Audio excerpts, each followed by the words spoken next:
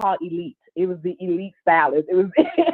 I didn't consult God. I was like, that sounds good, so we gonna go with Elite. But Got it. definitely, this second leg of the journey has been super intentional and purposeful, and really understanding my position in the marketplace. So let me say that.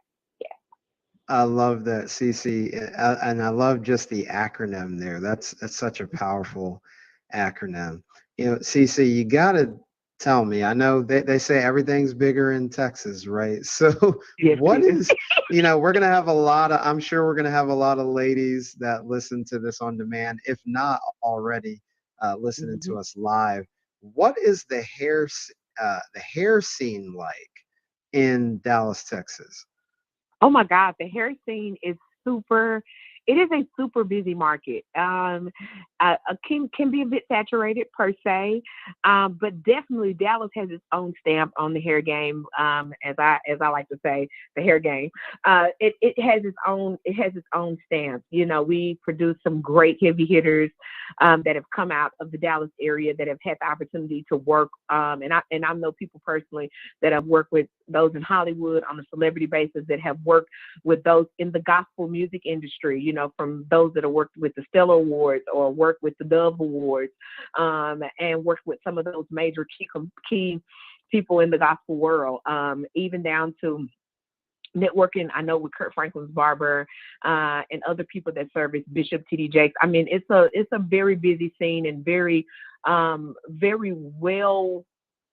well, it's a lot of it's a good city. It's a good city as far as the beauty industry is concerned. So let me say that, and growing, and still room to grow. Even though Dallas is huge, it's not where you're like, oh my God, I've reached my max. I can't go any further, because the city is just growing so much, and Dallas just encompasses so many different areas. So if you can be on one side of the city and say, things really are not doing well for me out here, and God will shift you somewhere all the way on the other side of town, and it's like you tapped into a whole different market that's there. So it's great. The scene is great. It really is. I love it. Shout out to Dallas. Now, Cece, I'm not gonna lie. Those that team that plays in AT&T Stadium, I'm not the biggest fan. I like the city though. I used to do quite a bit of travel to back and forth to Dallas, and I like it because Dallas is kind of, and this is not disrespectful to anybody from Dallas, but Dallas is like a more spread out Atlanta. Very, Um, very. yeah, and so in going, I really enjoyed my time, going around the Dallas and the Dallas Fort Worth Hmm. area. It's really nice. So Thank you. Thank you. I like going out there for sure. So I'm not a Dallas City hater. I just don't like them boys, as they You say. don't like, So you know, it's, I was gonna say it's probably a lot of people in the city. It may be too soon for me to say this. That still don't that have an issue with the boys right now, because we're not going to be in the Super Bowl on Sunday. But that's a whole nother topic. that is, I For was gonna another say, day. If you say Super Bowl, I mean, you're gonna spark a whole lot of debate and different mixed feelings and looks. I'm talking about from diehard Cowboys fans. So yeah, it's interesting. It's always a constant conversation in the city of Dallas is about just about them boys. Absolutely. so CC, you talked about the hair game down in Dallas.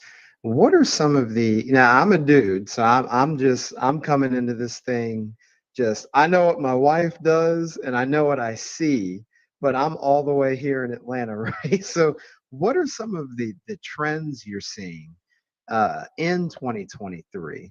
Like Oh, what are the ladies doing? What are they rocking these days? Like when women come into the shop, the salon, what are they asking you for? and the funny part, it depends on what part of Dallas you're in. You can get a multiplicity of answers. But what I will tell you, from what we see just in my salon and from others that I have the privilege of being colleagues with as well. We get a lot of people that are coming in that are wanting to go back to wearing their natural hair.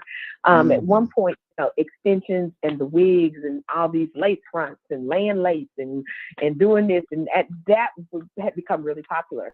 And it still has quite a bit of popularity, but as of course with trends, things begin to shift and change, and people see the necessity of being able to take care of their own hair. And so we see a lot of women that are wanting to get back to having a great head of healthy hair. I've seen this industry start to transition the younger ones from caring for the natural hair and making it all about the different extensions.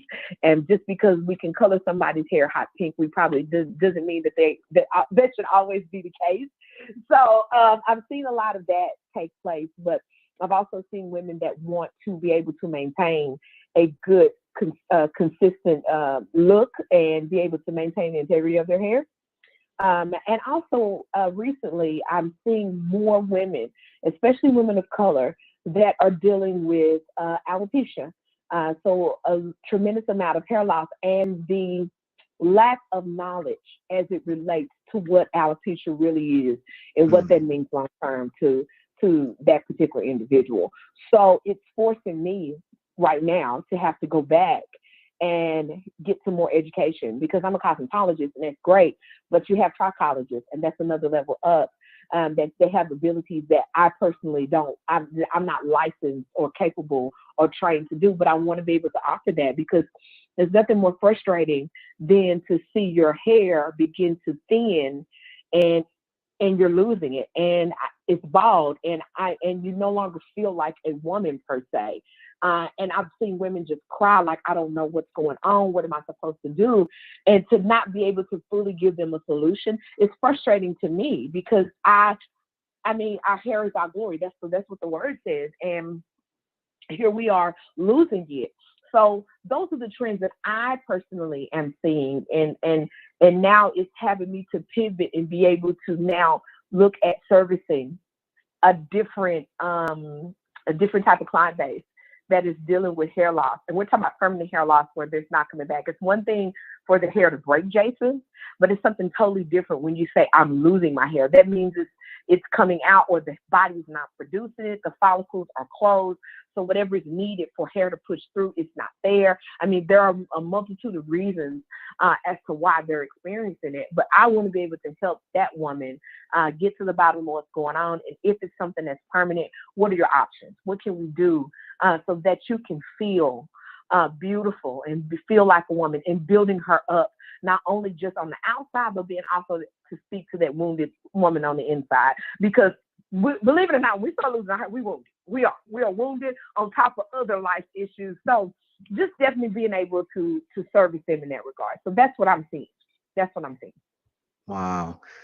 CC, this is a perfect segue. You talked about just what you're seeing trend wise and really ladies caring about the health of their hair. Can you talk about just the opportunity that hairstylists, cosmetologists, the opportunity that you have to encourage and build up clients when you see them? Because we know the magnet is the services, but really you're doing life with your clients when they come in to see you. Absolutely, Jason. It's when I say funny, I mean ironic. At one point when I was a young woman, the salon was always known to be a place of mess and a lot of gossip and confusion. Let me say that. And so, what we realized is people would come in and, they would tell their most personal business. And at some point, someone behind the chair or even within conversations within the salon, that business got exposed. And then it just, in ways that wasn't conducive or building up, it was more of a tear down, a judgment. It wasn't done in a positive or in a loving manner. And I think it was a certain generation of individuals that missed their their mark to be as impactful outside of just doing hair, but to be impactful to those women that were sitting in our chair. But, everybody doesn't always look at their business as a ministry. Everybody doesn't always look at the chair as a ministry. It may be more so it's about the dollar, and I'm popping right now, so we're going to make it about that. But then I've also seen a generation of women. I think of Mary Llewellyn, God rest her soul. She's a staple here in the beauty industry. I went to her when I was a little girl. Her name is synonymous even in the gospel world of those that they were able to impact and have interaction with, but then also to bring impact to the community and to the young women, mothers that were bringing their daughters in that needed to get their hair done and maybe were on certain types of income restrictions. She was able to work with them so that she could treat and care for their hair early on and feed into these young women. I was one of them, a little girl, chubby, going to the salon with my mom every week and having the privilege of sitting in her chair every 2 weeks. So my mom was like, you're not grown, so you're not getting your hair done every week. You get it done every 2, but not every week. And that fascination of seeing that is what jogged my interest to even go home and pick up a curling iron and decide to play with my dog. Now, Jason, I got whooped a whole lot for turning up dogs. I mean, they had the best cuts, best bobs, and everything. I was cutting pixies when I was a little girl, and my mother was like infuriated with me, like, why do you keep cutting these dogs' hair? I'm like, 'cause it's fun, but it's because of my experience on Saturday mornings of watching her with these Marcel curling irons and the way it smelled and hairspray and cutting these. And it was all of that. And then I watched her be able to build into women that were going through divorce, or maybe a woman that just laid her husband to rest, or maybe she's on the outs or something that's happened with her children. And so I saw that early on, and I got away from it when I first got into the industry because, as I shared with you on our Friday platform, I did it as a response to finding myself young, unwed, and pregnant. And I need to take care of my children. And so it didn't sound like a solid game plan to my parents. So they weren't very supportive right off. And so when I first got in it, it was just simply, I need to feed my kids. I need to take care of my children. I didn't want to be in a position to where I had to be dependent on the system or anything like that. I wanted to be able to give them a decent living and also have the flexibility to be a mom, because I was a very single mom at one time. Let me say that. With all that being said, it wasn't until midway through my career that the light bulb went off, and God was like, this is what you were supposed to be doing all along. Do you remember, all these times when you were a child, playing with these dolls and doing this and doing your aunt's hair at the kitchen, at the kitchen stove, pressing and rolling your grandmother's hair and putting her color on it and doing all that. And now you find yourself here, and there are other women that are hurting, that are clueless, just like you were. And now it's your time to be a light and share who you are with them.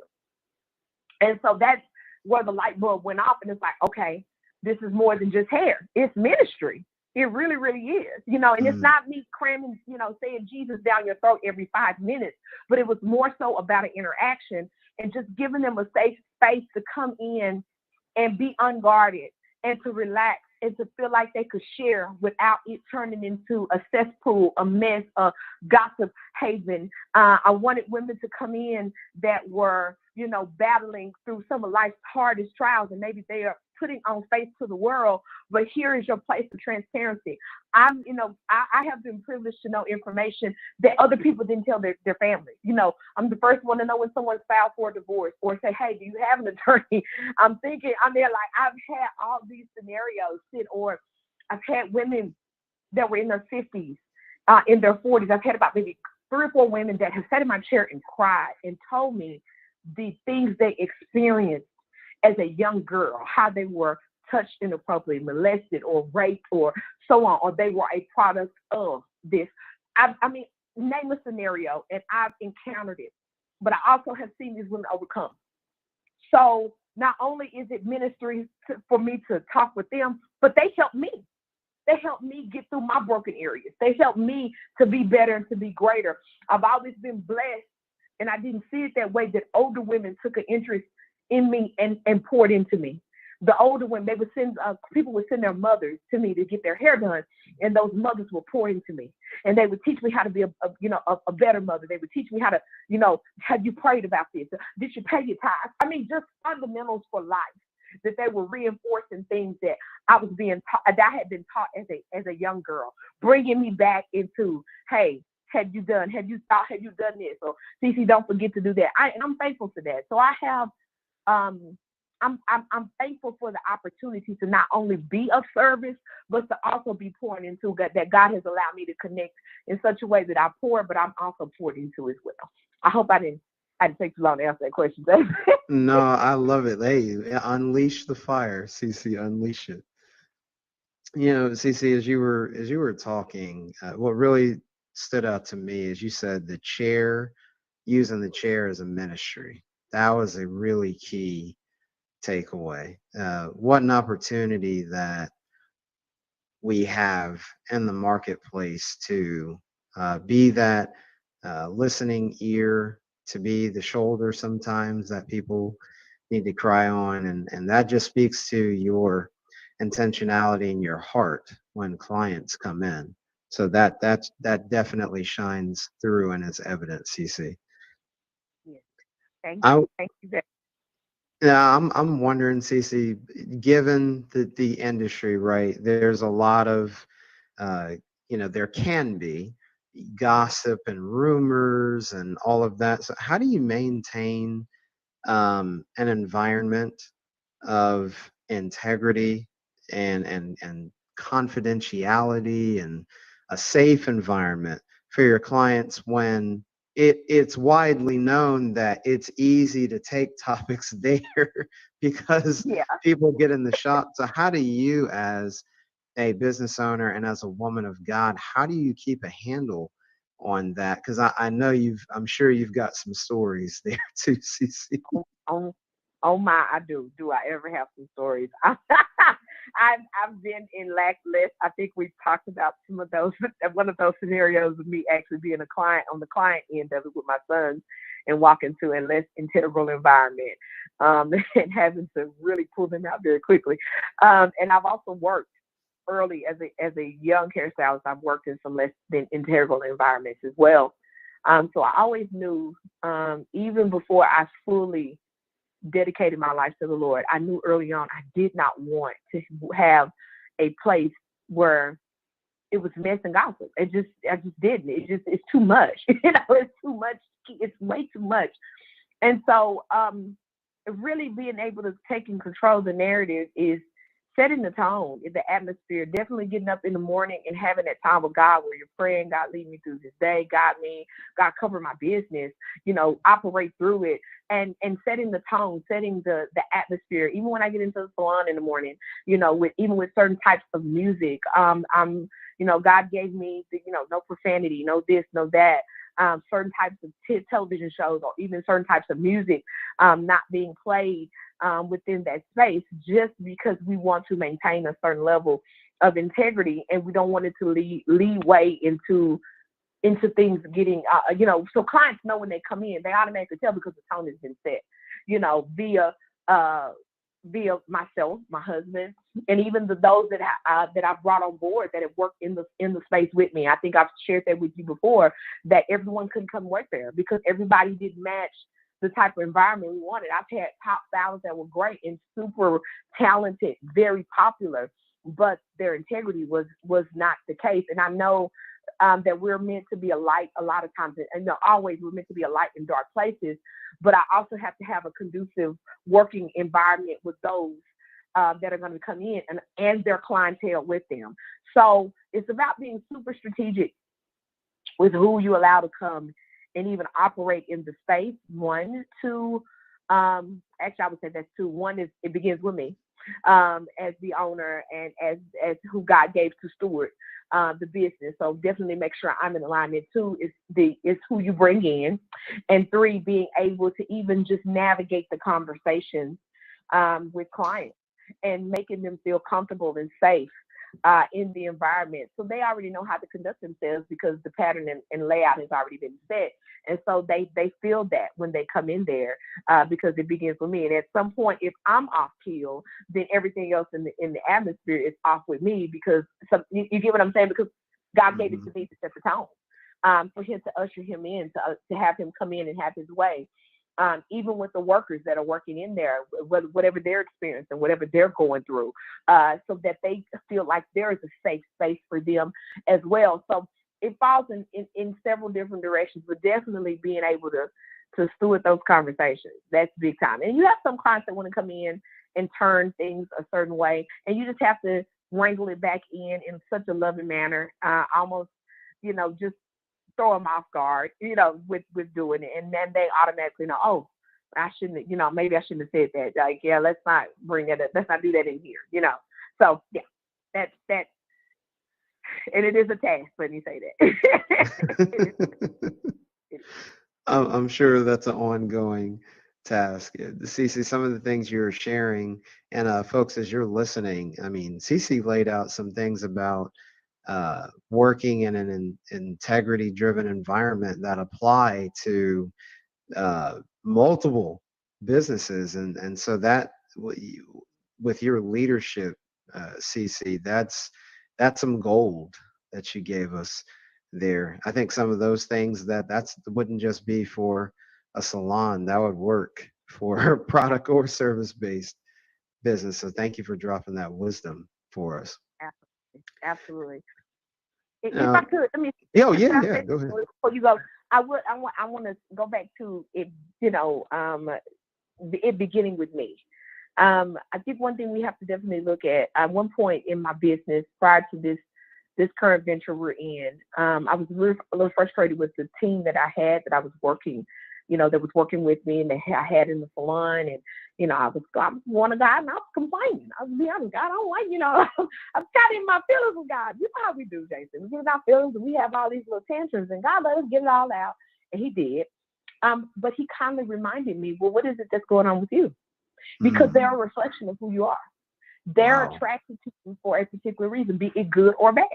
And so it's being able to distinguish if it's something that I'm seeing within my environment, or even with those that I'm in direct connection with, that I do not like. If it's consistency, if it's integrity. If I'm less than integral, then I can't expect my team to operate in integrity. So I can't put an expectation there of something that I'm not walking in. Why? Because they are now a reflection of me, because they were drawn here. They were drawn here to work here, for, whether it was a popular place or it was the newest place, or hey, they want to work with CC, whatever the situation may be in, whatever the draw is, whatever's going on with me, then they're a reflection of. So if it's something that I see in them that I don't like that's operating, or I don't like how the environment or how they're functioning, or how things are being done, then I need to take a hard look at myself and say, okay, what am I putting out that's causing this cause and effect? Because it didn't come out of anywhere. And sometimes as owners, it's especially I've seen it in the beauty industry, for us to take a look back at self and being able to establish where we need to be better.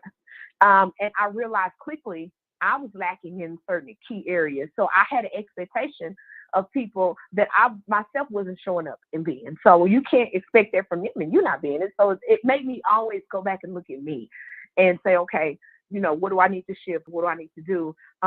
How do I, going back to, okay, God, how do I operate? I don't like how I'm seeing this. What is it that I need to do different? How do I need to pivot, so that we can see the results and all those things that we're looking to see, whether it's from a profit standpoint, an environmental standpoint, whatever the situation may be.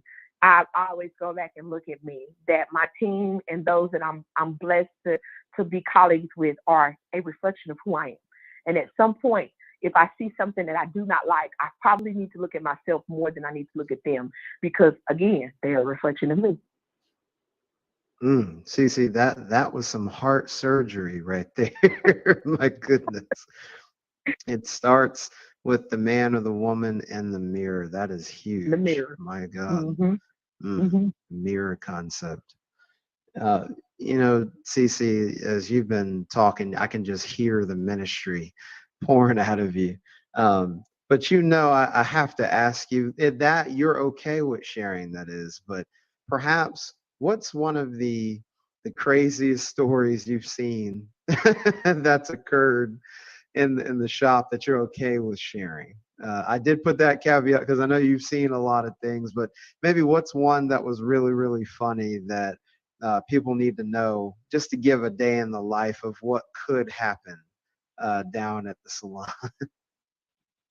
Oh gosh, this is going to be quite difficult because I have a ton I could pull from. Um, I'll use because this one is funny for me. I had a young lady. I was doing her mother, and it's she has three.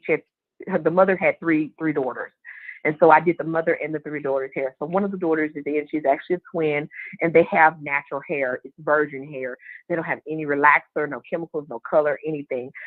None of that is on their hair, and they only get it blown out and pressed out, but maybe once or twice a year. Otherwise, they wear it in its natural texture. Pretty consistently. They love it. They are embrace your curls girls. So this particular day, this baby wanted her hair. Mom wanted her blown out. So did she. So she brought her in, and I noticed that she had quite a bit of product on her hair. And I'm like, okay, what's going on. And so I said, okay, well, let's get into the bowl and get her shampoo.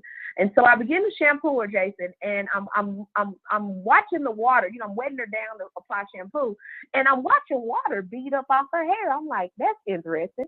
I've never seen that before. And so I said, okay, maybe it's whatever she has in here. I'm gonna do my first shampoo, and surely that should break it down. Jason, I did the first shampoo, and it's like the hair laughed at it. It didn't do Wow. anything. It didn't lather. It just sat there, and I was like, "What is this?" And so I went to rinse it back. I said, "Okay." And on my mind, I was like, "Okay, maybe it's gonna be the second shampoo." So I'm running water over, and it's still beating. It is like beating up like water repellent, and I'm like, "What is going on?" So Jason, we get 4 shampoos in. We are talking clarifying shampoos. These are shampoos that go and, pretty much take everything out. So, and you have to put the moisture back in. But right now, I just need to get all this product off her hair. It is doing nothing. And I'm sitting here sweating, and I'm stopped, and I'm sitting here like, oh my God, what is this on her hair? And so she's sitting there just mindlessly on her phone. And I'm going for the 5th shampoo. I said, okay, this is ridiculous. We are 5 shampoos in, and it is no better than it was the first time. And so I asked her, I said, baby, what is this on your hair? What have you been putting in your hair? And she looked at me, and just unbothered.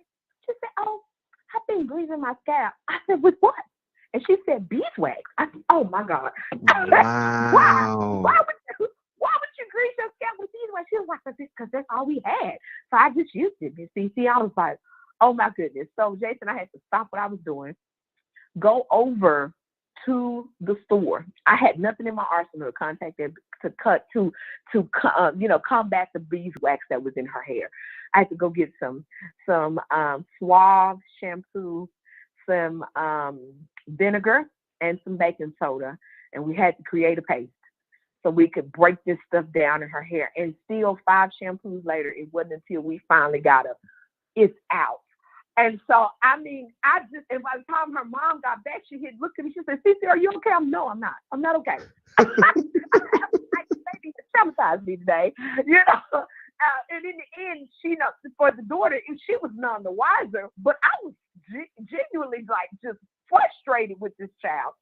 And so, needless to say, her mom thanked me for taking the time out to just figure out what was going on, not rushing her through. I couldn't even halfway send her out. It was bad. It was really bad.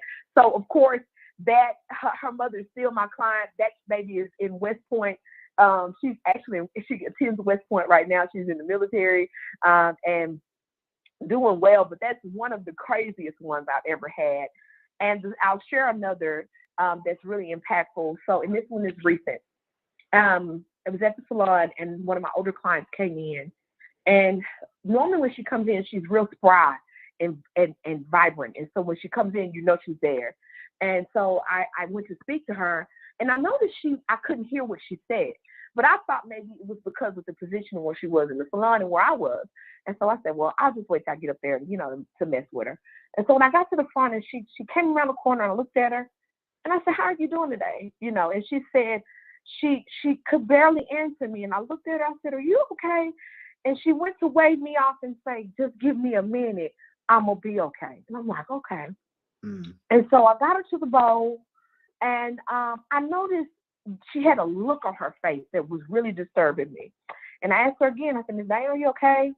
And she said, and I'll say her name because if she'll go back and listen to this and she's going to be glad to share this because she shared it herself. So I'll say her name.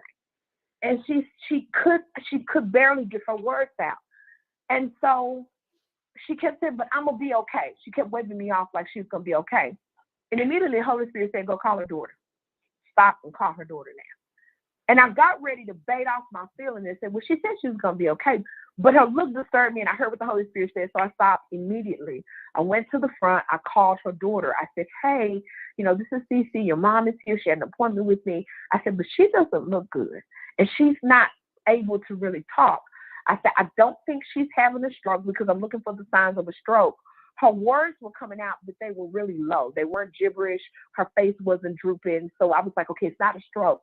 And so as I'm sitting there longer, she gets up, I bag her, and her daughter says, I'm on my way.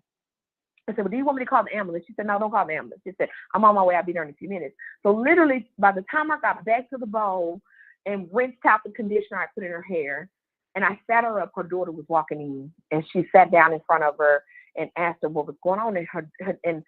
And my client looked at me and was a little bit frustrated, like, I'm going to whoop you, like, you in trouble. And so I'm like, no, ma'am, you don't look right. Something's going on. I'd rather you go get checked out. I did not complete the service that day.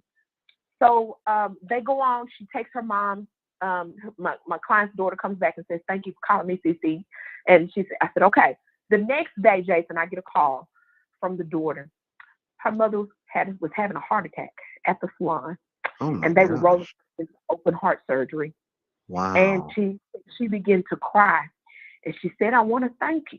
She said, because you paid attention enough to my mama to know that something was wrong with her. She said, and you called me. She said, because otherwise, the doctor said, had they had waited any longer, she'd have died because she had 100% blockage. Jeez. And it scared me. I said, oh my God. So see, she was sitting there having a heart attack in my face. What if my mind had been somewhere else? What if I had not been in tune with the Holy Spirit? And all these what ifs started going off in my head. But I was thankful that I was able to pay attention, that I knew automatically she wasn't herself. Something's wrong. I'm looking at her face. Even though she's telling me I'm going to be fine, she wasn't. I'm just like, no, you're not okay. You don't look good. And so she had to have open heart surgery. And they had to, I think it was, triple bypass or something like that. And they had to go in and do all that. And she's since recovered and come back. But even the mom, Miss Diane, called me and cried and said, thank you, CC. You saved my life. So I'm not saying I can take credit for that. I said, no, there's nothing but the Holy Spirit, because the Lord told me to call your daughter. To stop immediately, go call your daughter. Because I was getting ready to call 911, but the daughter said, no, I'm on my way. And that was it. So I understand my position even more now behind the chair, because you don't know where anything can happen at any moment.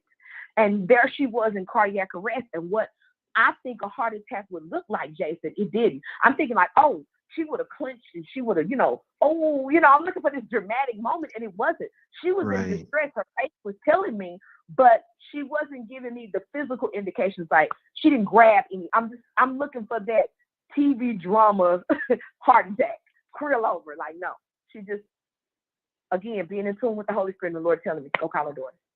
Stop now and go call her. Something's wrong. And so I'm thankful for that. So I understand the position all the more. And it's even pushing us to start CPR training, because what if she had passed out and I wasn't able to resuscitate her or be able to give her some aid until those first responders arrive. So it gives you a different revelation of who you are and where God has placed you very quickly. And I will say that. So those are my two things I'm going to share. Wow. both were powerful. You had one, a little bit more humorous. I didn't even know you could put beeswax in your hair. See, I didn't even know that was an op. I know the girl said I talked about a lack of options, but I didn't even know it was on the table. So I It, learned it, something it, new it, there. yeah, it is. They actually use beeswax a lot of times. A lot of Eastern braiders, those that are out of Africa, when they braid with beeswax because it Mm, controls the hair. And mm, then two, people that wear locks, it also is used in lock when they're palming, to control and lay that hair down, so that it'll roll in a better manner. It can build up excessively on the hair strand. So it's not always a go-to, but yes, it is an option in the hair industry. got it. And then, like you were saying, I mean, thank God for awareness and discernment that, I mean, she was right in front of you exhibiting symptoms and just being there to be aware and to serve and hey, something's not right. And yes, you're absolutely right. When the Holy Spirit gives us those prompts to, hey, look into that. Hey, go check on her. And look at that. A life was saved. Thank Absolutely. thank God for his he highlights people for us, and then the mom, sure enough, was highlighted that day. Absolutely. Absolutely, Jason. Absolutely. Absolutely. Cece, they call you the vibologist, and you Hmm. probably know I was going to ask about that. Tell us, how did you come about branding yourself that way? And what do you want people to know about, hey, when you see Cece the vibologist, like this is what's going down. Okay. So, in the industry, everybody has these nicknames. Hey, Jason, the the the elite barber. I'm just using it for example. So and so, Right. blessed and stylist, and it's like, okay, well, see, as much as my God given name, Chastity, is unique.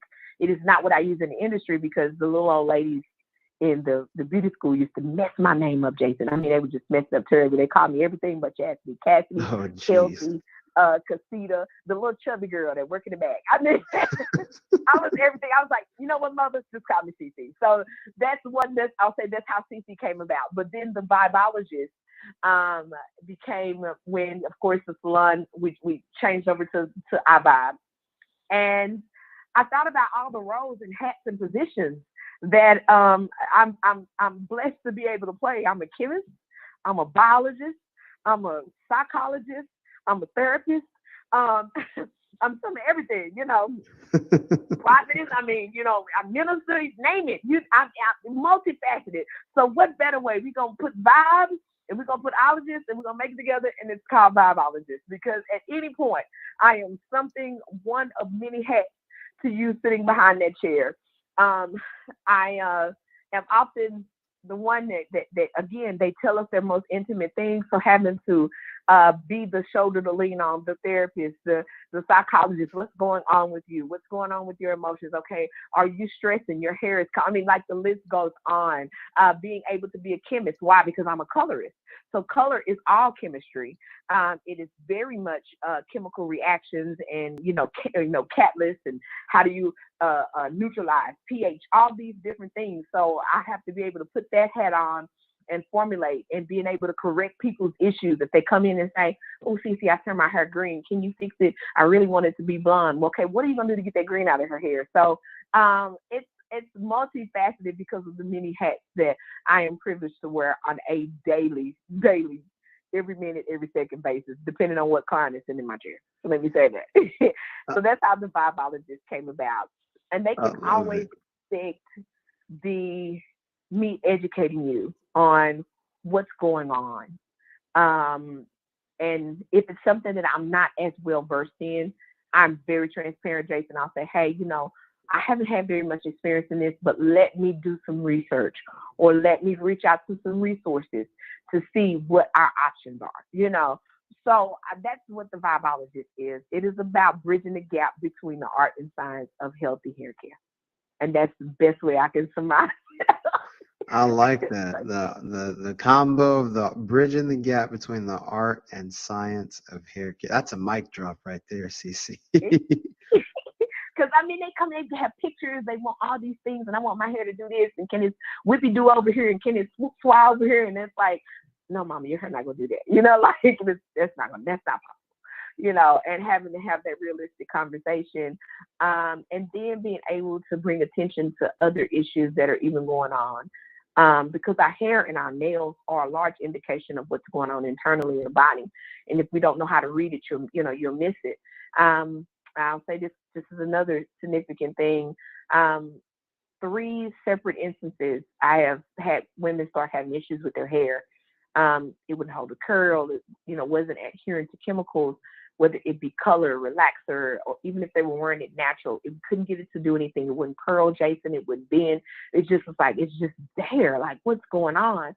And it wasn't until I expressed to even one of my clients' daughters, I said, something's going on with your mother. I said, because her hair, it's not adhering to anything that we've been doing, and I've tweaked it several times, and it's not doing anything. And she was, having some complaints. Same thing with my grandmother. My grandmother's hair, I'd done her hair for years, Jason, and I watched the texture change, and she no longer needed a chemical, and it wasn't the same. It was totally different. It wasn't holding a curl. I could roll her hair on the smallest roller, and it wouldn't do anything. I mean, I could put I say Lottie Body, it's the type of set lotion that can lock anything in. Like, it wasn't doing anything. And it wasn't until later that we found out she had stage 4 cancer. So Wow. again, the hair told me something's wrong. Something's going on. You need to go see what's going on. You need to go have your levels checked. Same thing with that other client. She was in onset of dementia, along with some other health issues as far as cancer was concerned. And even recently, I had the same thing happen with another client. Her hair would we would get it to, but it would just break, and it was just brittle, and it just wasn't making sense. It's like, okay, what's going on? And I said, nah, you need to have I would make an appointment with my primary care to see what's going on. And sure enough, she has cancer. So sadly, but that's that biologist part that comes in to know what's going on. What is it supposed to do? Because it's definitely a science to making people look good. Let me say that. It's definitely a science to it. So yeah. My goodness. Cece, you have told us stories. You've made us laugh. You've made us cry. You've given the full range of emotion. We've been ministered to. We've been inspired, and we're out of time. But before we go, Cece, you talked about everything you were. One other thing that you are, well, it's really a combination of a few things. You're a media personality, an influencer, but you're also an author. So before we go, talk to us about the book you wrote in 2018, and then just give us a brief overview. What are you excited about for 2023? So the book in 2018 is Broken Bitter Better on the Road to Greater. It is a book that I had the privilege of being able to work with my great friend and coach, Miss Pamela Jackson. I absolutely am thankful for her helping to really shed light on being able to share my journey. And that's just dealing with the broken pieces of who I was and recognizing it, and how much that brokenness fueled my thought process and even my decision-making abilities. And being able to accept ownership for the part I played in my poor decision-making at one point because of the brokenness, let me say that. So that's what the book is about. It's about the little girl, Cece, where broken began, and then how it kept re-perpetuating itself in different cycles and situations in my life up until my mid-30s. And so we closed out the book with me going through a divorce at the time and having gone through bankruptcy and pretty much looking to put my life back together and, what that looked like. And so this year, with that being said, so that laid the foundation of being able to write a second book that I have not started on yet, but God has planted in my heart to write the second book as what does the road to greater look like? And the road to greater doesn't always look like the yellow brick road with the sun shining and the birds chirping, that even in the midst of dark times and cloud and traumatic times, that you're still on the road to greater and better. And so definitely shifting focus to begin to work on that second book. And I haven't fully been released as to what the name is going to be, but just know that that's being worked on. And doing my get up reels on social media, on TikTok and Facebook, telling people to get up. It is a mental conversation that you have with yourself every day, of deciding to get up out of bed. And as much as it's a physical thing, it's really speaking to the mental construct of get up, come on, snap out of it. Being able to have that, how you have that conversation with your girl, come on, get yourself up. Oh, come on, Jason, get yourself up, get yourself together. You got ABC to do. Remember that God is, and reminding yourself of who you are and what God has called you to be, and that who God is to you in the midst of every moment, every second, every junction, every obstacle, every hindrance, every setback, every frustration, every victory. Whatever it is that you're facing, it's the mental standpoint of, I need you to get up. Come on. It's time to get up. It's time to mentally awake and arise and stand up and be all that God has called you to be, to walk in position in every moment of your day, to always be in a place of integrity. And it's definitely answering the call to a societal norm that we've accepted of just kind of living any kind of way and just allowing our emotions to just get the best of us and just, losing sight of who we are and who God says we are and getting caught in our feelings and challenges that we're facing. And we lose sight of that. So that get up speaks to multifacets. So I shared that on Facebook and TikTok. And I have one other thing I'm working on, and we haven't fully put it all together, but that is to do a Monday morning power call in the morning that consists of prayer, morning devotional, and being able to power up your week with a whole get up message so that we're able to move forward and focus, especially in these very turbulent and seemingly straining times, let me say that. So those are the things I have the privilege of working on right now, Jason. And as other things come, I will be more than happy to share them with you. I love it. I love it, Cece. You always have a wonderful way of getting me hype and excited. So I love it. Thanks. See, where can people get a copy of your book, Cece? And then also in terms of contact, social media, how can people find you? So you can find me, of course, as I am CC Silverman across every social platform, be it TikTok, Instagram, and Facebook. Instagram is getting ready to go under overhaul just because the algorithms have shifted. So I am CC Silverman, and YouTube will be launching by the late spring of this year as well. So you can find me on all platforms at I am CC Silverman. And the book can be found on Amazon if you Google my name, or even if you put in the book's title, Broken Bitter Better, On the Road to Greater, it will immediately shoot up and you can order it.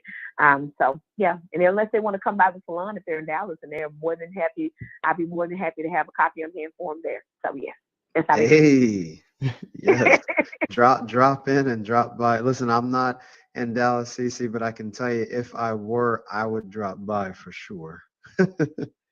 And if you do come, don't be a stranger. Please do. Let me know and come by. Please do. Please.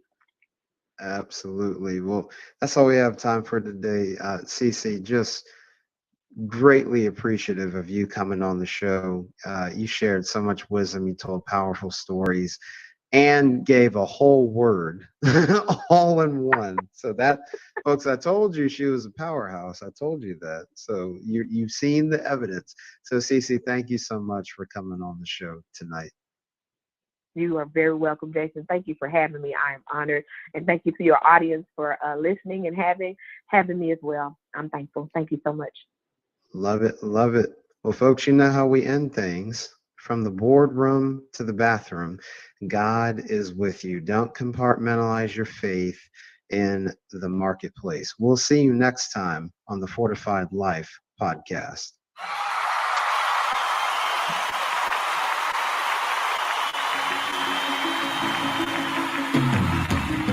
Thank you for listening to the Fortified Life podcast.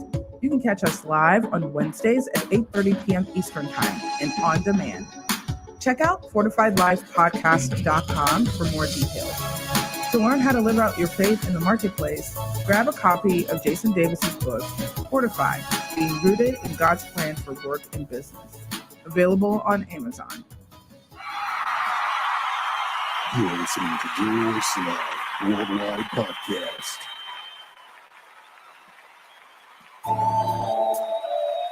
Yo. Yeah.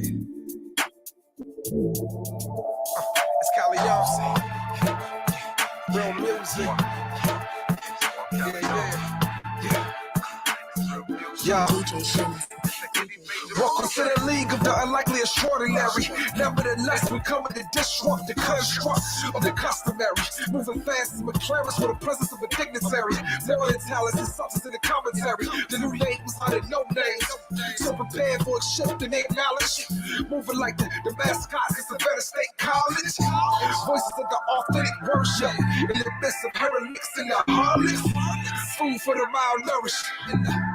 The malnourished and the starving. With the face of the usual suspects.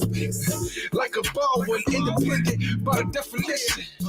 Yeah, but major by involvement. Like the way Jesus was born for Mary. I'm extraordinary.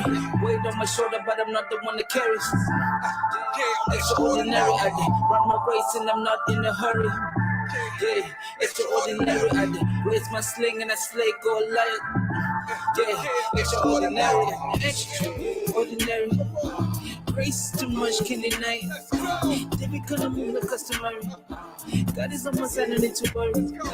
Extraordinary. Grace too much can deny. They be calling me the customary. God is on my side, no need to worry. Ain't with the gospel fresh like all man. There is a Christ with blessings and it's all man. Sipping from the cup of life like I'm a ball man. Disrupt the system that keeps it all man. Gonna look at my face, then look at my heart. Devil came to steal, so I'm always on God. No though I should doubt, but I'm never gonna stop. Thought about the money, all getting to the top, guys.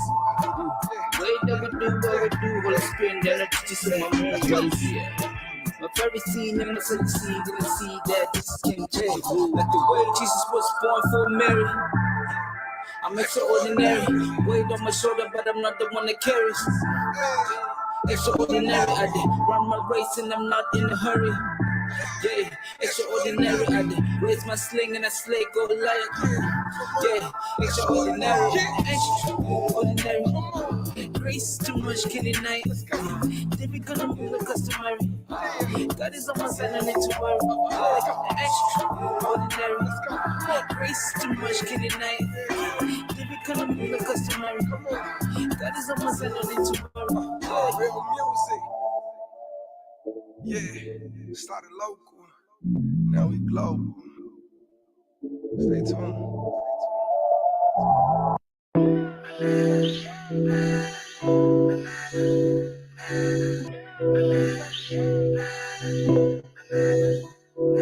Get up out of my way. Get up out of my way. Get up out of my way. Get up out of my way. Alone raining like a lunatic. There's truth in saying I'm my own worst critic. My mind's a pet itself. I can't seem to find the key. This sinking thinking really has a hold of me. No matter what I try, nothing that seems to fit. If I speak this message, is it something they will get? Maybe I should step aside and just let the feeling go. Yeah, I think I better let it. Yeah, I think I better let it go. Get up out of my way. You need to get up out of my way. Get up out of my way. You need to get out of my way. Let it go. I need to get up out of my way. You need to get up out of my way. Sleep for the shooting guards. Result in real scars and wounds. All because I'm failing. Trying to meet the social norms. Raising God with one breath. The next backhanded compliments. God's word becomes a scapegoat. to crush shame and neglect. They say I'm not enough, but God says that I am loved. So I take my strength back and stay fixed on things above. Time for you to step aside and just let the feeling flow. Yeah, I think you better let it. Yeah, I think you better let it go. Get out. You need to get out.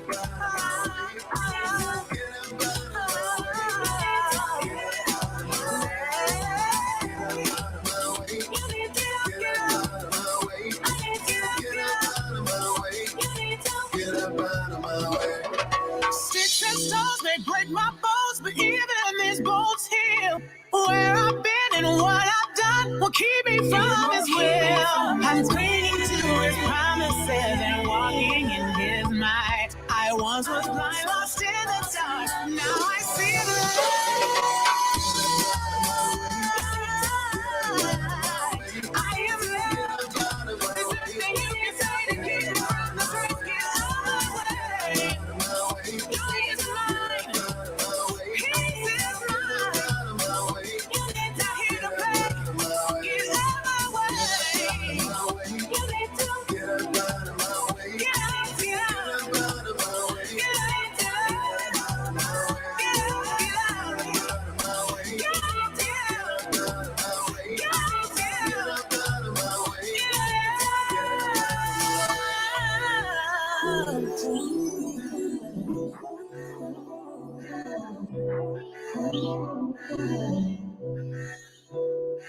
Get up out of my way. Get up out of my way. Get up out of my way. Get up out of my way. You are listening to Jerry Royce Live Worldwide Podcast.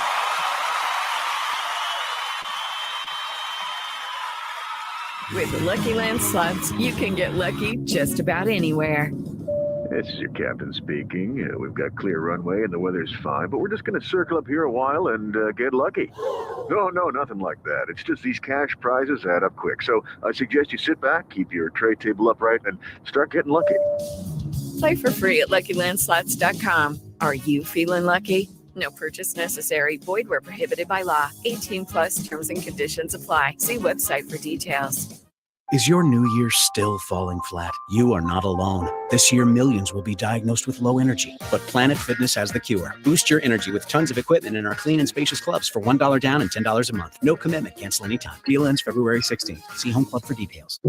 Join me as your host, Roger Swift, every Wednesday, Musicians Matters Podcast, live right here at 6:30 p.m.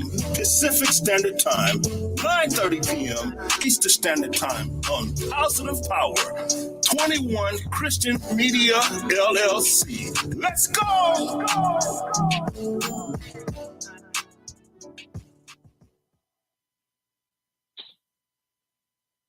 I would like to welcome you to your Musicians Matters podcast. Tonight, we're going to have an awesome discussion with my guest. I'm going to tell you a little bit about my guest on tonight. Her name is Laquita T.T. Bolden.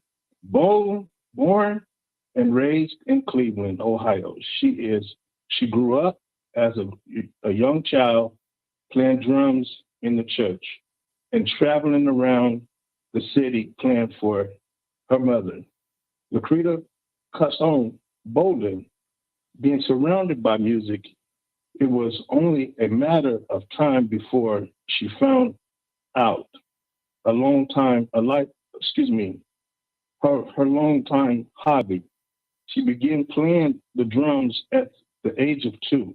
Although at the time, a lot of people did not allow her to play, she kept her determination. Her mother took her place where her gift continued to grow. She continued playing drums throughout high school until her senior year, when she began to play the piano, the bass, guitar, in 2004. Laquita was awarded a music scholarship to attend Central State University. While attending Central State, she sang, played drums in the Grammy-nominated Central State Universal Chorus. She also learned different styles of music by joining the school's jazz band and playing multiple R&B hip-hop styles with local bands. She graduated in 2009 with the BA in a vocal performance in her post-college career. Her music ability has allowed her to tour Germany and Italy on numerous occasions. She also had the opportunity to perform the many local gospel artists, Richard Smallwood, Kim Burrell, LaShawn Pace, and Kiki Shear, the Clark sisters, oh my goodness, the Cleveland Orchestra, and many more. Although she is a beautiful and a quiet soul, she also has a hip-hop and R&B jazz gospel sound that will knock you off your feet. Let's welcome TT. Hello. Hey, family, how you doing today? I'm doing all right. Look, check this out, family. I didn't know you did all that. Oh, yeah, I mixed it up a little bit. Wow. Speaking of Richard Smallwood, that's one of my favorite groups, one of my favorite artists. Tell me about Richard Smallwood when you had that time. Well, I got to play with him along with the Central State Chorus. We used to travel to their church quite often, and I would get to play along with him. You know, he would play along with the choir because the choir I was in, they were classically very heavy in classical music. And, you know, Richard Smallwood is a gospel artist. He's very, very heavy in classical music. So we would travel to his church on numerous occasions. And, yeah, I would get to play with him every now and then. Awesome.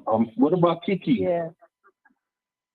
What I did with Sheer, we had there's a church here called the Word Church, and some years ago they used to have a women's what was the name of it? The chat room. Lady Vernon used to do the chat room, and she would bring Sheer here often as well, and we would have a good time backing her up. And, playing for her. And she was really, really nice, very, very sweet person, very fun to work with. Awesome. And I see Kim Burrell. What you like about her music? I love her music. Listen, I will go on record and say this. Kim Burrell is, in my eyes, I won't speak for everybody else, but in my eyes, Kim Burrell is the greatest singer of all time. Like, I've never heard Kim Burrell have a bad singing day. So,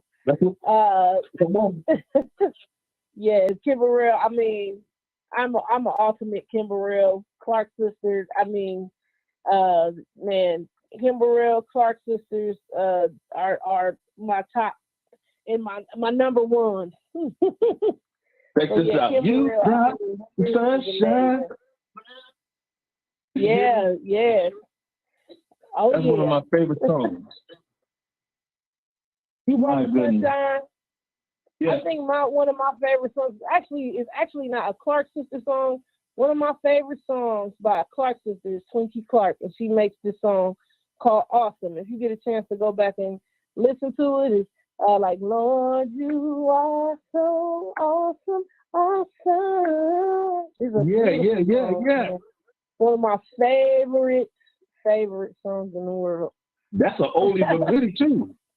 Oh yeah, I'm a true Clark sisters fan. Like I I know all of their old stuff. Like I know Conqueror and I know all of their old stuff. I'm a true Clark Sisters fan. I'm gonna bring you back one of my favorites. I love from them is when they came back with "Pray for the USA." I listen to that song all the time. Oh yeah. You know which one I'm talking about? I know exactly what you're talking about.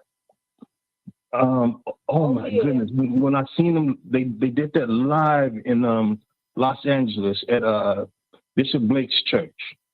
Woo, okay. Oh yeah, that's very a great touching. song. Yeah. It was very touching. Yeah. Yes. So, sis, how did you get that name TT? Why did they call you TT? They call me TT because my middle name, I'm going to let y'all in on the secret. My middle name is Tierra. So TT is kind of derived from the nickname from Tierra. And I know a lot of people always say, where does the other T come from? And I don't know. It's a nickname from Tierra. So the reason why I use the name TT so much is because my first name is Lucretia. And my mom's name is Lucretia. Okay. And my mom is a gospel singer here around the city. I would say a legend, not just because she's my mom, but she's a big gospel singer here in the city. And so later on in life, I began to sing as well. And, when people would see Lucretia on the program, they would think it was my mom. And they wouldn't know it was me. So I had to get something to decipher myself for my mom. So what better way than to use my nickname, TT? It's easier to remember. Yeah. It makes a lot of sense. Yeah. Sis, is your approach to music straightforward, or do you have a strategy when you come to your music? As far as creating? Yes. I don't really necessarily have a strategy. I mean, I believe that everybody creates differently. Like it takes different stuff to get you in your zone. So I don't necessarily have a strategy. I'm really more of a viber. It just depends on how I feel. That day. When it comes to my music, it's all about the feeling for me. I noticed that, especially on your videos. Your video is off the chain. Thank you. All of them. Thank you. Even when you're just in the midst of plan for just a service, your service. You can tell the anointing is on you, and it shows. Well, my mom always taught me what comes from the heart, it reaches the heart. So, when it comes to my music, I just, I love to play. A lot of people ask me, like, what's my favorite thing to play? I mean, and it really doesn't matter to me. I love music like air, really. I think every day I get up and do something talking about music or listening to music. I mean, I just feel like music is all around us. So, it's really in my heart, and, I'm glad that exudes and people actually, see what's in my heart, because I think a lot of times, like as musicians, it feels as if people don't see us, like, and we work so hard at our craft and trying to be skillful and trying to be good. But, for me, I'm just glad people, tend to feel my heart. And if that's through my music, then I'm grateful to God for that. That is amazing. That is really, truly amazing. It always comes from the heart, and it shows when you're playing, when you're singing, when you like just anything that you do. It always shows, because it's like makes people want to like keep on listening and grasping, even when you're playing. I'm like, Here she go thank with you them so keys. much. Here she go with them keys. I know she's about to tear it up. Lord have mercy. Lord have mercy. Let's speak about Thank this. you so much. Let's speak about this key, sis. What do you like to play with the Hammond or the Hammond B3, or do you like to just play a baby grand or what? What? I tell everybody, I'm a diehard church organ player. Okay. I love the organ. The organ is what I do. I'm really not much of a keyboard player per se, but the organ, it talks to me. I love the organ. It's just something about it. You're right. It talks. You're right. You can make that organ talk.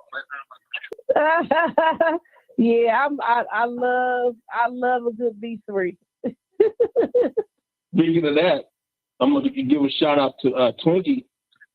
When Twinkie on that B3, she makes that organ talk. Listen, Twinkie Clark is 100% the reason why I fell in love with the organ. I think when I actually got into playing keyboard in high school, that's actually how I started listening to the Clark sisters, because I don't know if you remember the song "Accept What God Allows." Exactly. And Twinkie sings and plays on that song.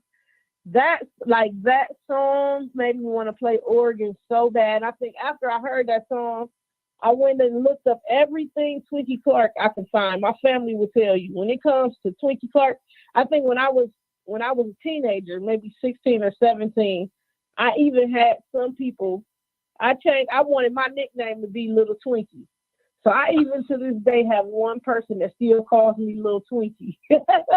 Wow. But I'm telling you, Twinkie Clark is 100% the reason why I turned to an organ. Awesome. That's understandable. Yeah.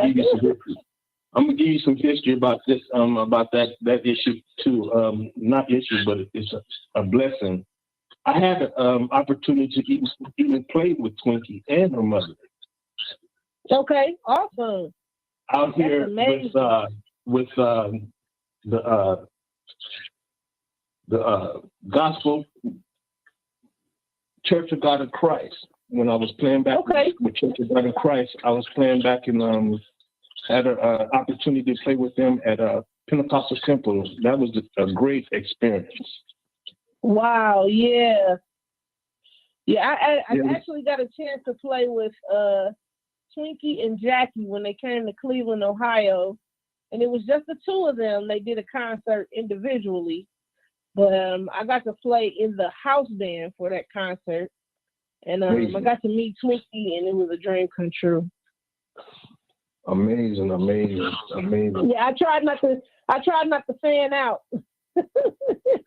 But I mean, it's Twinkie Clark, man. She's worth fanning out over. She's amazing. That is true. So what type of bass guitar do you use, family? Oh, bass guitars. Well, because I got little hands, I used to use Ibanez basses only. But I have opened up to different basses, so I've kind of gotten like the bass guitar love. So I have to stop myself from buying basses. So mostly Ibanez because they have the smaller neck. But I have a Marcus Miller. I got Carvins. I have everything. Wow. So let me ask you a question. I'm gonna mess with you now. Do you use a 5-string or 6-string? 5-string. What happened to the 6? 5-string. Huh? I'm just messing with you. I'm just saying. What happened to the 6-string? Because I tell everybody all the time, I'm a bass player. I ain't a guitar player, so I don't want no higher string. I want all the lows. But I do have a friend that plays the 7-string. Yeah. And he stringed his bass to be lower and not to be higher. So it's possible. I may do what he did. But the 6 string, Amazing. that's for people who like to play a lot of high stuff. You Amazing. just gonna get the bass lines with me. That is understandable. And let's go back to the kit then. So, what type of kit do you like to use? Well, and I'm not at all endorsing them, but my favorite kit to play on is a pearl kit. I'm a pearl girl. I tell people that all the time. So yeah, I love a pearl. And shout out to my cymbal company, Pisces Cymbals. I love my Pisces cymbals. And anybody asks me, my favorite cymbals are my stacks, man. Pisces makes some of the best stacks that you ever heard. But yeah, as far as drums, like shells, I love pearl drums. I love pearl drums. I'm a pearl girl all day. That makes sense. I like Rogers. Oh, really? Okay. I'm an old school cat. I'm sorry. Oh no, you fine. Ain't nothing wrong with Rogers at all. I know a guy who has a vintage Rogers set. Like a blue. It was like a jazz, like a trap kit, but he has a vintage Rogers set, and it's still in mint condition. Wow. So I'm gonna tell you this. I had experience with a Rogers. My uncle, he's a drummer. He was back in the days when he was living. He was a drummer, and he had his own jazz ensemble, and he used to play like in the restaurants. And he had a Saturday gig. He said, "Wow, wow, yeah. Listen to this. You're gonna trip about this." He said, "Okay, nephew, look, I'm getting tired. I'm getting very tired. Why don't you take over my set for me?" That was the worst. He didn't want to do that. Listen. When reason why, because I'm a Swift. My last name is Swift, but I'm a Mason too because of the face. Okay. So I took over his set. He came back for lunch, trying to get back his set and everything, and he was like, "Nephew, I'm ready. I'm ready back. I'm ready to get back." And guess what his musicians said? His own band. They said, what? "William." They said, "William B, we don't need you no more. You can just sit back and just relax." Oh my goodness. I was 12 years old at that time, and we weren't doing. Wow. I was just 12 years old at that time, and that was in Watts, California. I can never. Wow. And we got there. I started playing, started trapping, and it wasn't just a regular beat or whatever. You had to really put your mind to it. I was really playing jazz rhythms. Oh wow. And a lot of people don't really understand how invasive like different jazz rhythms are.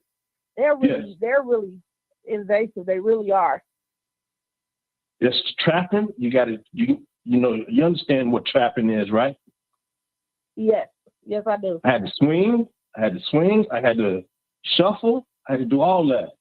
I did the brushes. I did everything. Everything you named with jazz. I had the tools with it, and I was doing it, and I was making that sound come out like. That means you had amazing technique at that age. Exactly. I started at the age of 3, like you did. Wow. Yeah, and see, when I learned about jazz, I didn't really learn about any other style other than gospel music until I went to college, believe it or not. And it was just because I really wasn't open up to it. But when I learned about jazz, it was almost like I had to learn how to play drums all over again. Yes. Because it it takes that amount of technique. I mean, it didn't take me that long to catch on, because I had a great jazz teacher, and it was another older gentleman in the class that had been playing jazz for years. He kind of just like gave me the quick tutorial on, you know, how to communicate like while playing. You know, that was a different walk for me. Like jazz is more about the communication, like between other musicians, and just the technique of it all. Like jazz is really, you know, it's really different. It's not like a bunch of notes like what you think you hear, but to just really dig into the technique of that, it's amazing. Yes, that is true. You are right about that. That is right. It's not no 1, 2, 3, 4. Excuse me. It is I'm 1, telling 2, 3, 4. It is 1, 2, 3, 4, 5, 6, 7, 8, 9, 10, 11, 12, 13, 14. It's all that. Yeah. But it's an art to it. That's what I'm trying to say. It is. You have to learn those different rhythms, like the bossa and the, you know, you have to learn your difference between your swing and your bossa and your, you know, just all the different rhythms, man. It's really great. Yeah, that's right. Who do you want to give kudos to? My sister. Kudos to musically. Yes, musically and anyone.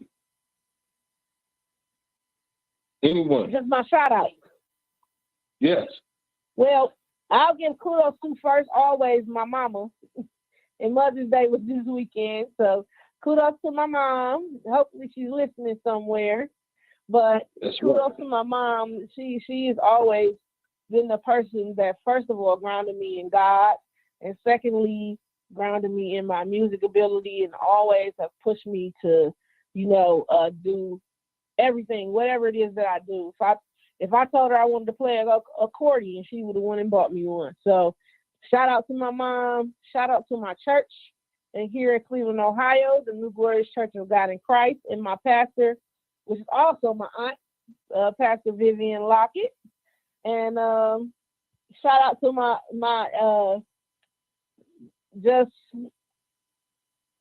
one of my favorite musicians. We already mentioned her earlier, Twinkie Clark sisters. Just shout out to my family. And today's my brother's birthday, so happy birthday to my brother Azel. Amazing. And I think I'm done. I think I'm done with my Why you say like that? You think you're done? I think I'm done. If I think of somebody else along the way, I definitely That do. makes sense. That makes sense. You don't want to forget nobody. That makes a lot of sense. Right. This is one question I always like to ask. How do you feel when people are stuck on them stuff as a musician? You said, how do I feel? How do you feel when people come, like, have their head all stuck in the air, like you can't tell them nothing, or like if they get stuck up. I'm better than you, or whatever. How does that make you feel as a musician? You know what? For me, and I would say this because as a young musician, and I mean, when I was coming up as a young musician, like the older musicians kind of hazed you a little bit.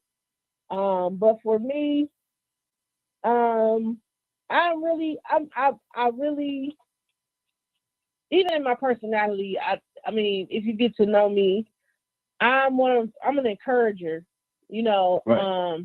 I really believe in encouragement, and I mean, I really don't believe that any of us have the room or the wherewithal to even, you know, treat anybody wrong or bad just because we have a gift or a talent.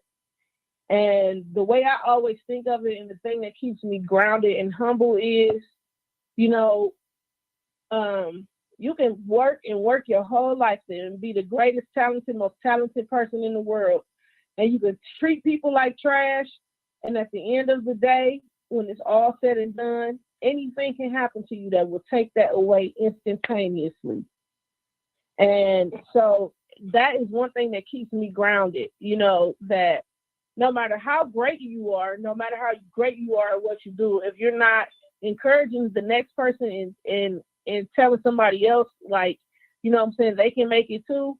You know, it's only a matter of time before God has to humble you, man. And I just don't ever want to be in that position to either watch someone get humbled or to be humbled by God. Like, you know, because it's a gift and a talent. Yes, it is, and it's great to have, but it can be taken away in an instant.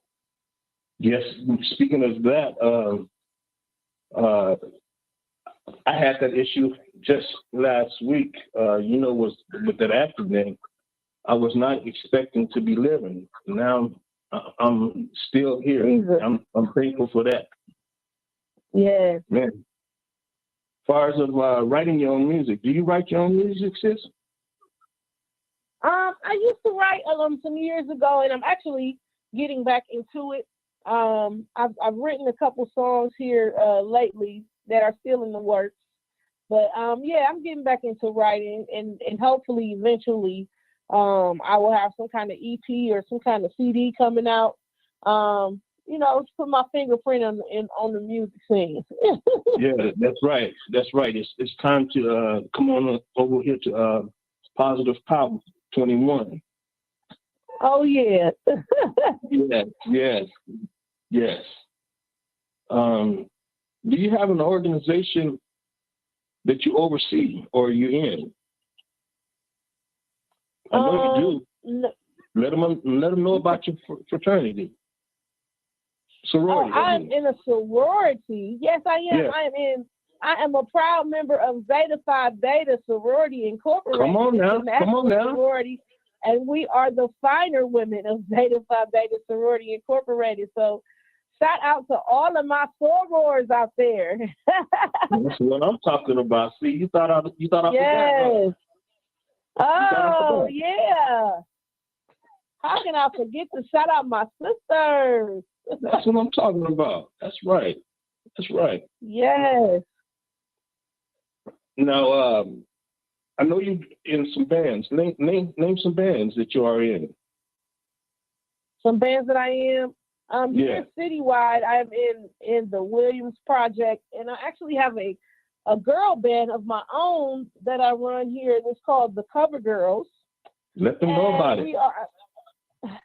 I'm sorry? Let them know about it.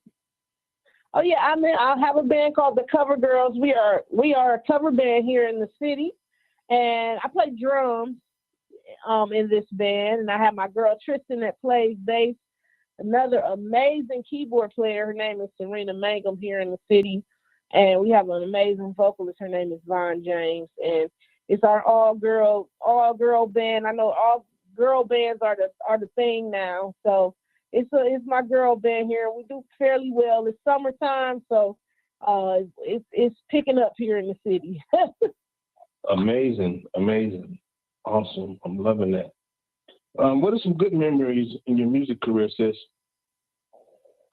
Some good memories in my music career.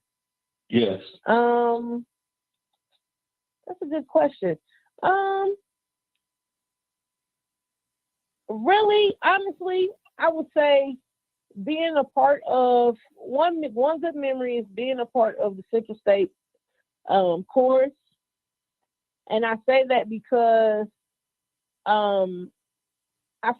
at Central State I was opened up to a whole entire new world, and when I first got there, I thought gospel music was the thing, and anything outside of it was funny, and it was a joke. So when I got to Central State, I kind of got a little, I don't want to say culture shock, but I kind of got music shocked. And my choir director taught us, he said, gospel music is like having a whole map and you only know this one city and then you just think everything is this one city. But he is the person that opened my mind up to music. So one of my greatest musical memories is traveling with that choir and being able to sing with different orchestras. So even though I was a drummer, later on I got to actually sing lead songs, for the choir. So that was one of my greatest music memories, to actually sing with the Cleveland Orchestra, which is really, I think, one of the top 3 orchestras in the country. So being able to sing with them, that's a great memory, and being able to, they took me overseas for my first time. So one of my greatest musical memories actually is being a part of that choir. I think, it taught me a lot, and I'm sorry, like, out of all the people I played for, out of all the things that I've done, that has been one of my greatest musical memories. Another great musical memory is traveling to Europe and playing with the Pastor Ron Gospel Show. Those are always some of my best memories as well, because we just have a great time over in Europe on stage, and we clown and laugh, and so musical memories, those are definitely my top 2. Yeah. How's the food over there, sis? The food is good. It's different. It's a little different. It takes a little getting used to, but it's good. I feel like their food is a lot cleaner than ours. I say it's cleaner because you can, like, when you eat their food, like I went to a McDonald's, and you can tell that the cheeseburgers aren't as greasy, and like, their food just have a cleaner taste than ours. So I've been over there so many times that I know what to eat now. So I give their food an A+. Awesome. Reason why I asked you that, I said I had to put some good words out there for that Swift sauce. It's coming out real soon. Okay, go ahead. Yeah, go ahead. It's coming out. I just want to make sure I get my bottle. That's what I'm talking about. It's coming out real soon. It's coming out real soon. As long as I get my package in the mail. Yeah, you will. Definitely, sis. All right. You will. I'm going to hold you to it. Okay, please do. Okay, yeah, I'm going to hold you to it. Okay, what if you didn't have music to fall back on? What would you do then if you didn't have music to fall back on?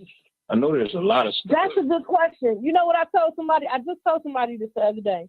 And you probably wouldn't believe this, but if I did not have music to fall back on, I probably would have been a mechanic. No. Yep. I probably would have been a mechanic. And that's different. That's a different kind of job, ain't it? That's a real different kind of job compared to music. Yep, I would have been a mechanic. Look, sis, you can't use no sticks on no cars.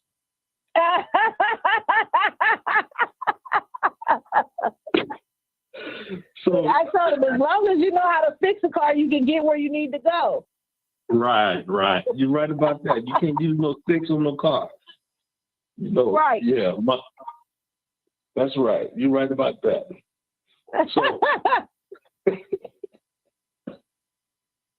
that tripped you out, didn't it? It did. It really did. I'm like speechless. I'm like, a mechanic? No. That was not the answer you was expecting. Yeah, I probably was not expecting that. No. Yeah, I'm not the kind of girl that's afraid to get my hands dirty. I put some gloves on. Okay, good. I love listening to Tasha Beck, Richard Dillard, all that. What is your favorite gospel artist you like to listen to? Gospel artist, definitely Kiera Sheard. There is a new girl out. I think her name is Mo. I really enjoy listening to her. What's her name again? I don't know. Her name is Mo. Oh, Doe. Yes. Doe. Yes. D-O-E. Joe. That's her name. Joe, I heard her. Yes, I really like listening to her music. I also enjoy listening to, I don't know if he's considered gospel, but I enjoy listening to PJ Morton quite a bit. To who? PJ Morton. Paul Morton's son. Yeah, he's really good. He knows exactly what to do. He knows exactly amazing. what he's doing. He's nothing short of amazing. Have you seen his concerts? I've been to a couple of them here in the city. He's one of the few artists that actually comes to Cleveland. So, yeah, I've been to a couple of them, and every single one of them has been simply amazing. He's amazing. Yeah, the reason why I'm saying it because I seen one of his one concerts. He didn't do it like he did it like in the studio. Have you seen that one? Yeah, I seen it. And he had one of his Gumbo. He had say it again. Gumbo. That's one of my favorite. That's one of my favorite CDs. Oh my goodness. Oh yeah. He just had a new one come out, and it's just as good. It's not live like in the studio, but it's just as good. It's some good music. PJ always has great music. Another band I enjoy listening to, and I'm gonna give them a shout out because they're all Ohioans. I won't say they're Clevelanders, but they're all Ohioans. Red Hands, man. They're a new and up and coming band, and they're amazing at what they do. And I don't know if they rep in Ohio, but they all from Ohio. So shout out to my boys in Red Hands. And Kim Burrell. I listen to. I love Ricky Dillard. I love choir music. Like I feel like I'm one of the people that's up for making the choir music. I want it to come back. The choir music has to make a comeback. So that makes sense. That makes a lot of sense. Yeah, choir music. I'm a true believer that even though I feel like gospel music is kind of going, I don't want to say trap, but gospel music is changing. But choir music is going to make a comeback. I know it is. Speaking of choir music, let's give. I'm gonna give some shout outs to the Silver State chapter of GMWA chapter of Las Vegas. That's who I play for. Oh well, I'm gonna give a shout out to the Thomas Dorsey Convention, the National Convention of Gospel Choirs and Choruses. I'm a part of the Thomas Dorsey Convention. Come on with it. Cleveland Choral Chapter. That's what I'm talking about. Yeah.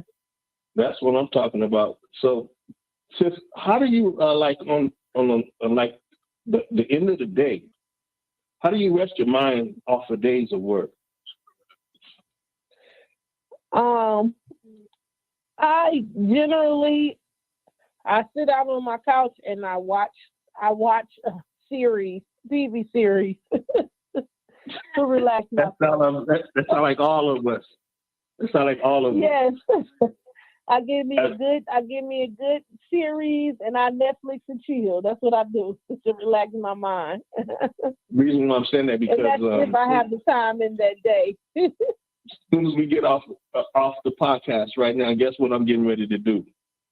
Go watch Chicago PD, Chicago Fire, and Chicago everything. I'm gonna watch all that tonight. Chicago PD. Oh, Chicago see, I just got into the Oval, even though I just finished binge watching the Oval. And what's my other show? There is a show called Saints and Sinners. Have you ever heard of it? Yes. Saints and It's pretty Sinners. interesting. It's amazing. Yes, it's a really good show. So I can sit down and give me a good series. I don't want to answer the phone. I don't want to talk to anybody. I just want to sit down and watch my series. So yeah, I'm a series watcher. So yeah, I'll give me a good series and sit back and relax. That sounds like an interesting situation. What do you have to say to people that's late to their sessions? To their sessions? Like, say, for instance, you the MD, you the music director right now, and they late, and they supposed to be there at 11:30, and then the service starts at 12 o'clock, and they're not showing up until 11:58. What would you do? How would you react on that? I would be very irritated. You would be very irritated. You understand what I'm saying? Well, The service starts at 12 o'clock, and they show up at 10 minutes till. I don't like stuff like that. Okay. How would you react? For me, it depends on the situation. Okay. Because when it comes to music, especially gospel music, you have different, especially in churches, you have different church situations. Right. You know, because some churches don't cause you to be there, 30 minutes early before they start. You know, for me, it doesn't bother me as long as you're here when we start. It doesn't bother me as long as you are ready to start when it's time to start. But it just depends on the church situation as well, because if we're asked to be there at 11 and we have to do a rehearsal or something like that, and then you show up at 11:45 or 11:30, yeah, that is going to irritate me. Like I just feel like as a musician and just period, when it comes to your craft, that's your name is at stake. So, it would irritate me, but at the same time, I feel like people make their own reputation. And if you want to, I know as far as a musician, like if you want to, what we call gig, or if you want to play, first of all, your reputation precedes you. That's what people hear first.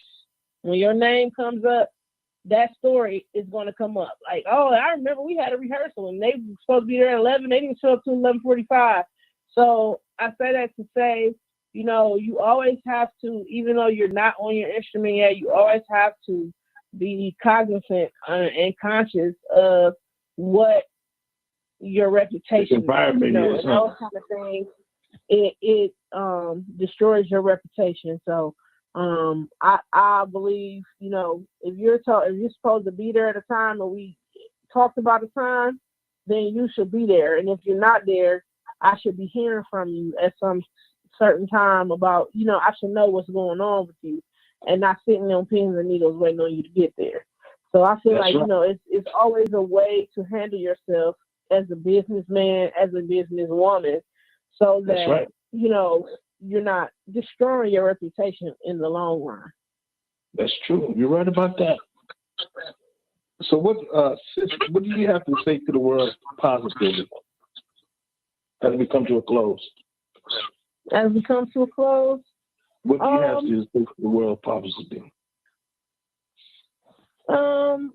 Positively, I would say trust in God and everything will be all right.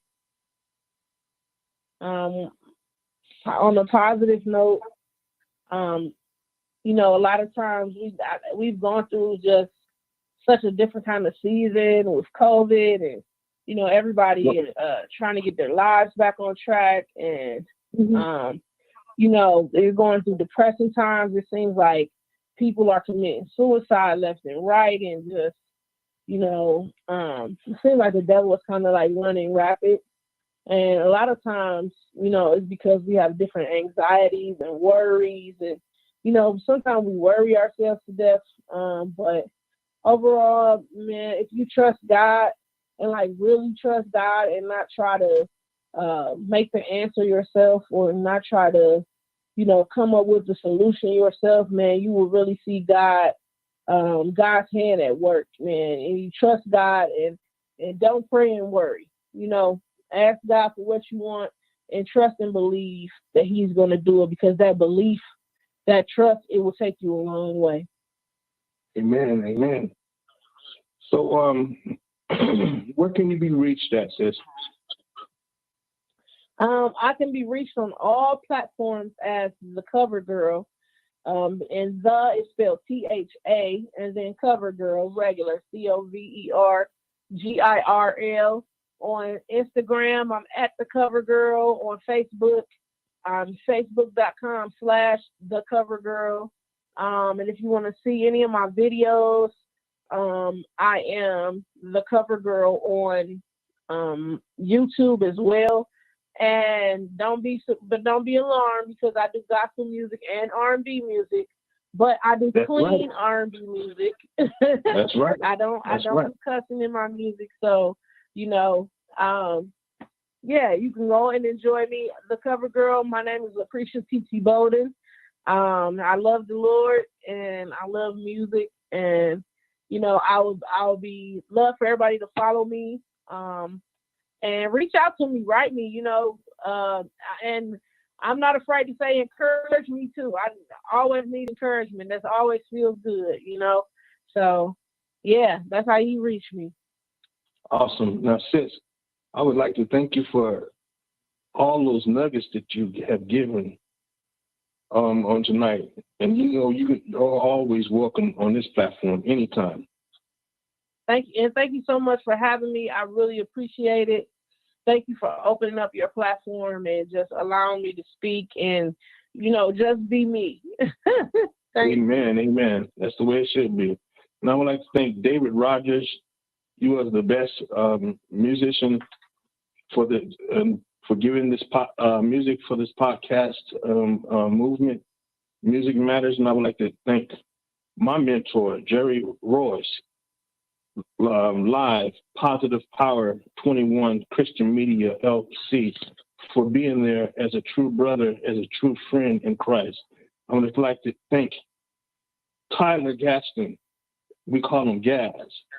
The Gas Station Recorder Studio in Las Vegas, for all of my music that he has done for me for the past 12 years, for Drummers United, for anything that I have needed, he was always there. I was in the studio today, just in a matter of 5 minutes, and I've done the ending for that. So thank you for that. And as we come to a close, I would just like to give some words of encouragement. Now, faith is the substance of things hoped for and the evidence for things not seen. Hebrews 11:1. God bless.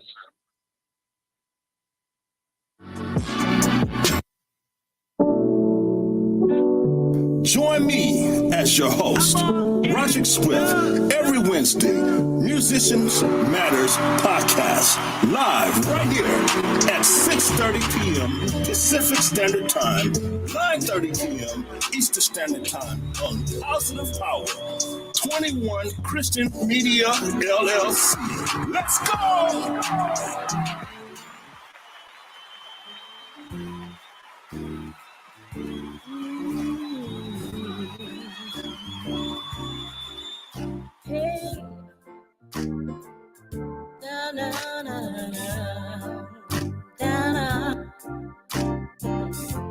I can't say enough about what he's done for me.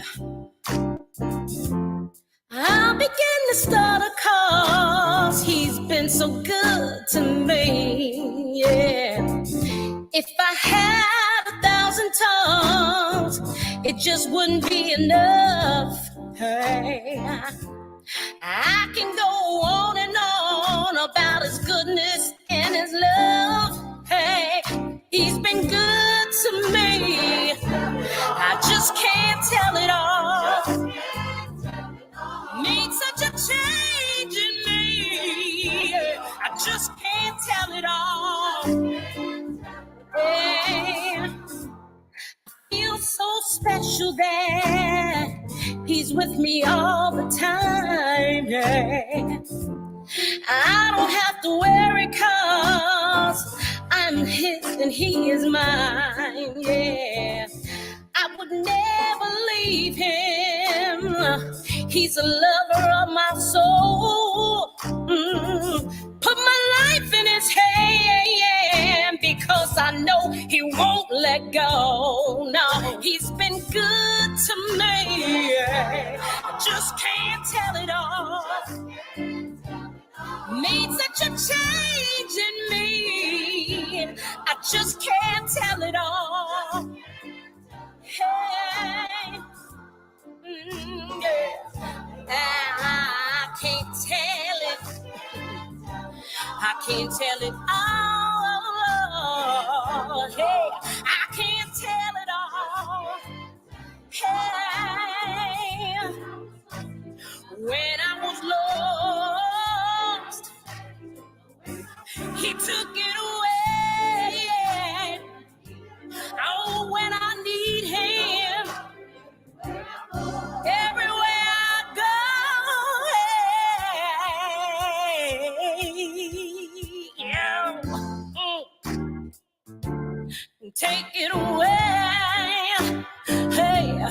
take it away. Yeah. Take it away.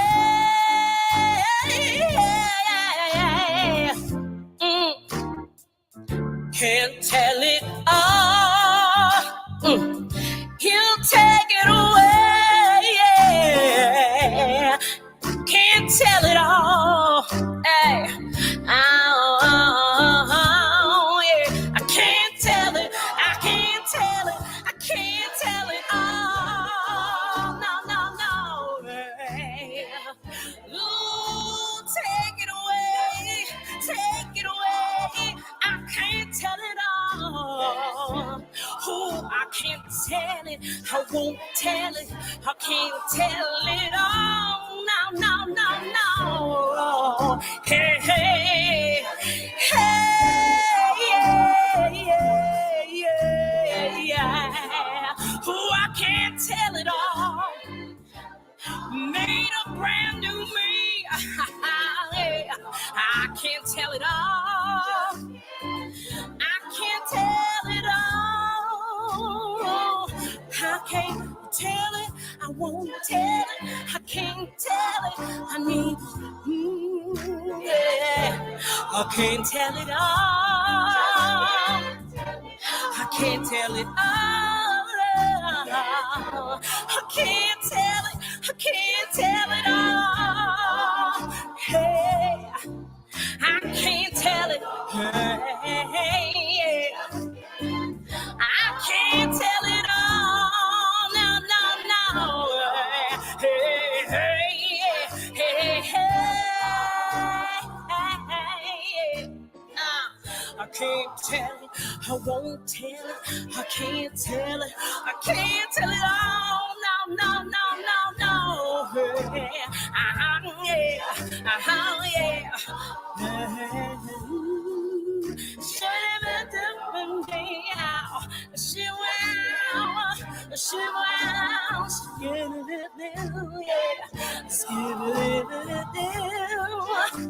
Hey, I'm skipping the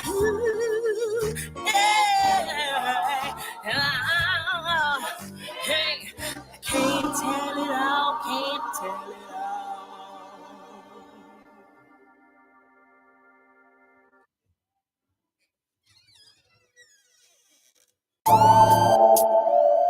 Yo. Yeah. It's Caliance. Real music.